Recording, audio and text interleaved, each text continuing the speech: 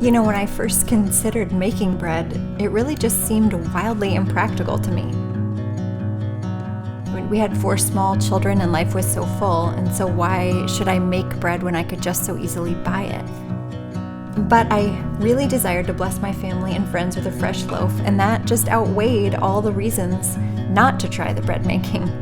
And so after those first 2 loaves came out of the oven, the delight of my children, it really just hooked me. But little did I know then that small, really unremarkable good deed of bread making would begin a quest for me to find the many places the scriptures speak about bread and leaven. So as I opened my Bible day by day, I was reminded of the true bread, the bread of life, our Savior, Jesus.